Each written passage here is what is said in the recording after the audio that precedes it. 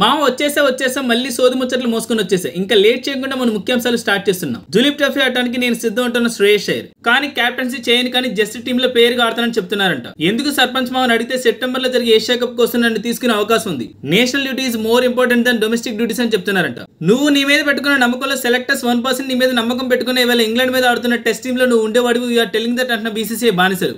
Even Duleep ట్రోఫీలో కూడా రహాన్ and పూజారాని పక్కన పెట్టేసిన బీసీసీఐ. దులీప్ ట్రోఫీని మేము ఆడతామని రహాన్ అండ్ పూజారా నేమ్స్ ఇచ్చినా కూడా వాళ్ళని ఏ టీమ్ లోకి పిక్ చేయని బీసీసీఐ. దీన్ని బట్టి చూస్తే వాళ్ళ కెరీర్ అఫీషియల్ గా ఎండ్ అయిపోయిందని అంటున్న test cricket lovers. Sunil Gavaskar sir cricket లో తను చూపించిన నిగ్రహానికి తనకి విగ్రహం కట్టబోతున్న Mumbai cricket association Wankhede stadium museum దగ్గర Gavaskar sir life size statue ని ప్లాన్ చేసిన ఎంసీఏ. ఇది విని మురిసిపోతున్న గవాస్కర్ జీ 2026 ఐపీఎల్ లో కేఎల్ రాహుల్ కొనడానికి చూస్తున్న కేకేఆర్ టీం. 2026 ఆప్షన్ కి ముందే డీసీ టీమ్ తో కేఎల్ రాహుల్ ని మాకు ఇచ్చేయండి అని బేరం మాట్లాడుకుంటున్న కేకేఆర్ టీం. రాహుల్ మీకు ఇస్తే మాకేంటి అని అడుగుతున్న డీసీ టీం.